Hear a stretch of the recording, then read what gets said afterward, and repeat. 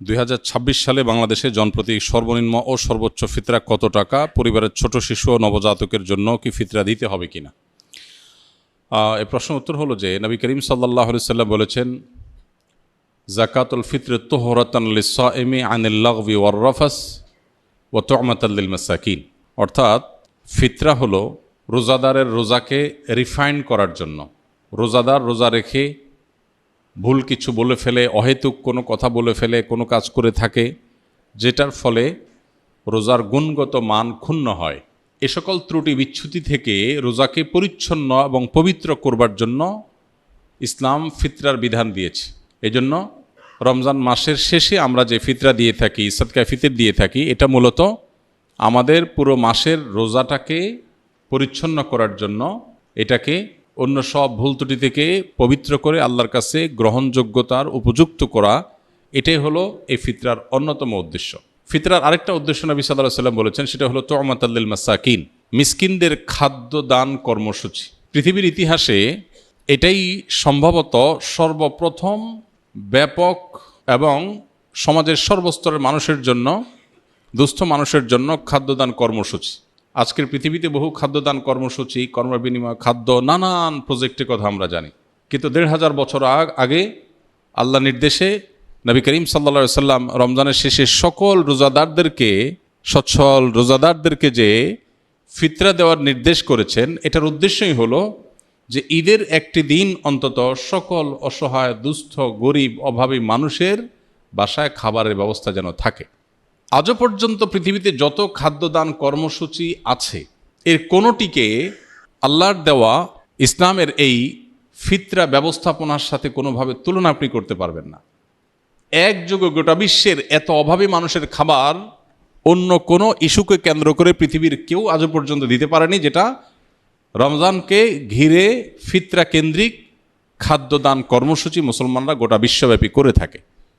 তো এই ফিতরা সম্পর্কে আমাদের অনেকেরই জানার থাকে, এবছর ফিতরা কত, এটার মূল কনসেপ্টটা আমাদের একটু জানা দরকার।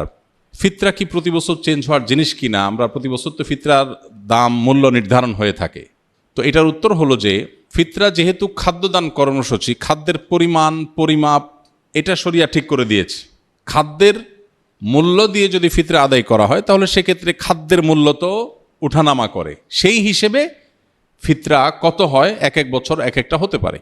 নবী করিম সাল্লাল্লাহু আলাইহি সাল্লামের হাদিসে গম, আটা, যব, খেজুর, কিশমিশ এই সমস্ত খাবার দিয়ে মূলত ফিতরা দেওয়ার নির্দেশনা নবী সাল্লাল্লাহু আলাইহি সাল্লাম দিয়েছেন।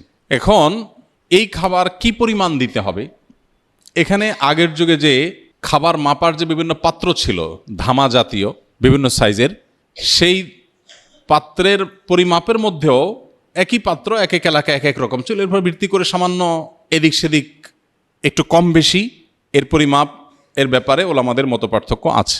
তো আমরা যেহেতু ইস্যুতে সাধারণত যেটা সবাই করি, সতর্কতামূলকভাবে একটু বাড়িয়ে আমরা দিয়ে দিই। তো এই হলো ফিতরা ব্যবস্থাপনার মূল চিত্র। পরে এক সময় ফোকায়ে কেরাম অনেকে গবেষণা করলেন যে নবী করিম সাল্লাল্লাহু আলাইহি সাল্লামের সময়কার পৃথিবীতে সাধারণত পণ্যের বিনিময়ে পণ্যের কেনাবেচা হতো, মুদ্রার বিনিময়ে পণ্যের কেনাবেচা খুবই কম হতো। এখন যেমন পণ্যের বিনিময়ে পণ্য, মানে কেউ চাল দিল, চাল দিয়ে সবজি নিল, এটা যেরকম খুব রেয়ার কেস, সে যুগে মুদ্রা দিয়ে কেনাবেচাটা খুব কম হতো। বিশেষ করে স্থানীয় বাজারগুলোতে মানুষ মুদ্রা দিয়ে পণ্য কেনাবেচা যেমন করত, আবার পণ্য দিয়ে পণ্য কেনাবেচা হতো। অর্থাৎ মুদ্রার ইম্পর্টেন্সি বা এটার ব্যবহার এখন যেরকম গোটা পৃথিবীতে ব্যাপকভাবে এটার উপরে গোটা পৃথিবী দাঁড়িয়ে আছে অনেকটা, তখন সেটা এভাবে ছিল না। এখন গরিবের জন্য খাদ্য দেওয়ার চাইতে নগদ টাকা দিলে তার সুবিধা অনুযায়ী খাদ্য কিনে নেবে, সেটা অধিকতর উত্তম কিনা, এটা হলো প্রশ্নের ব্যাপার। অনেক ওলামাদের মতে এটা যেহেতু গরিবের জন্য বেশি উপযোগী, তার সুবিধা মতো কিনতে পারে, এই জন্য ফিতরা মূলত খাদ্যদান ব্যবস্থাপনাই, তো টাকা দিয়ে দিলে তার মতো সুবিধা করে সে কিনতে পারলো। এ হলো মূল বিষয়। এখানে একটা বিষয় বলে রাখি, আমাদের মতো দেশে হয় অবশ্য বহু মানুষ আছে অভাবী, যাদেরকে ফিতরা দেয়া যেতে পারে, এরকম অভাবী গরিব মানুষ আছে, কিন্তু পৃথিবীতে অনেক দেশ আছে যেখানে আসলে এরকম সারা দেশের মানুষের খাদ্য দেওয়ার মতো ওরকম উপযুক্ত মানুষও খুঁজে পাওয়া যায় না খুব বেশি। যেমন সৌদি আরবে আমি দেখেছি গরিব মানুষরা ফিতরার চাউল তারা খাবার দিয়েই দেন, সৌদি আরব ওলামা একরাম টাকা দিয়ে দেওয়া, এর প্রবক্তা নন, তারা খাদ্য দিয়েই দেন, সাধারণত চাল দিয়ে দেন। তো এখন একজনের পক্ষ থেকে তারা 2 কেজি 2.5 কেজি চাল দিয়ে দেন। ফ্যামিলি কয়েকজন হলে ওইভাবে তারা বস্তা করে বিক্রি করেন। দোকানগুলোতে সব রমজান উপলক্ষে ফিতরার চাল বিক্রি হয় বিভিন্ন প্যাকেজে, 5 কেজি 10 কেজির বস্তা। তো আমি দেখেছি যে সেখানে গরিবরা অনেকেই চালের স্তূপ হয়ে যায়, কারণ গরিব তো খুব কম, ফিতরা তো সবাই দিচ্ছে আর সবাই তো চালই দিচ্ছে। তো এমনও দেখা গেছে যে গরিব মহিলা উনি পিক আপে করে মসজিদের সামনে আসছেন চাল কালেকশন করার জন্য, এবং এটা কমন চিত্র সৌদিতে। সবাই যে পরিমাণ চাল দিছে, উনি ওই পিক আপ রেখে দিছে সামনে, রেখে বসে আছে, সবাই চাল এনে এনে ফেলে দিচ্ছে, পিক আপ স্তূপ হয়ে গেছে।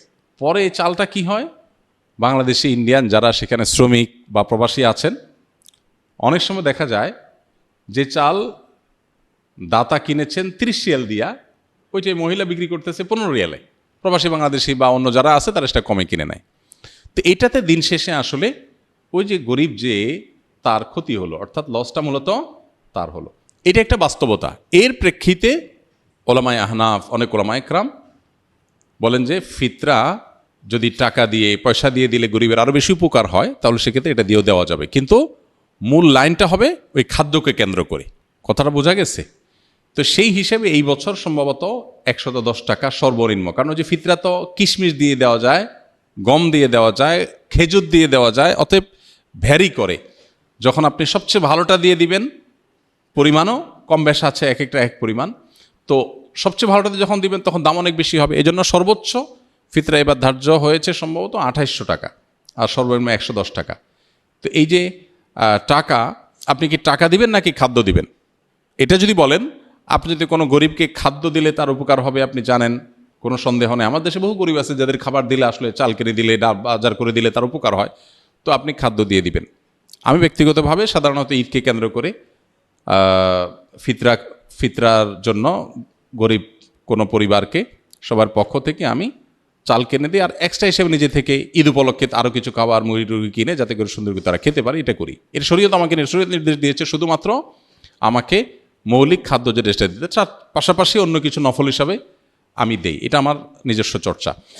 বাট এটা নিয়ে যে পরিমাণ আমাদের মধ্যে আপনার বিতর্ক, বর্ষা এবং অনেক বেশি এটা নিয়ে আমাদের দেখা যায় পাল্টাপাল্টি বক্তব্য, এটা অনভিপ্রেত। ওলামাদের এই সমস্ত ইজতিহাদি বিষয়গুলোতে, গবেষণাগত বিষয়গুলোতে একেবারে আপনার জাবর কেটে কোনোটাকে সঠিক কোনোটাকে রং বলে আমরা সাধারণ মানুষ অন্তত সোশ্যাল মিডিয়াতে এটা নিয়ে পাল্টাপাল্টি করা কোনো অবস্থাতে উচিত না বা গ্রহণযোগ্য না। আর ফিতরা দেওয়ার ক্ষেত্রে বাচ্চাদের পক্ষ থেকে ফিতরা দিতে হয়। ফিতরা পরিবারের কর্তা যিনি, তার পরিবারের সকল সদস্য যারা তার অধীনস্থ আছেন সবার তরফ থেকে তিনি ফিতরা দিবেন। এমনকি যে বাচ্চা ঈদের আগের দিন জন্মগ্রহণ করেছে, আর যদি তারপরে জন্ম হয় তাহলে তার জন্য ফিতরা নেই। মোদ্দা কথা, সকল পরিবারের সকল সদস্যদের তরফ থেকে ফিতরা হবে, তবে কেউ যদি মারা গিয়ে থাকে তাহলে তার তরফ থেকে ফিতরা প্রযোজ্য হবে না।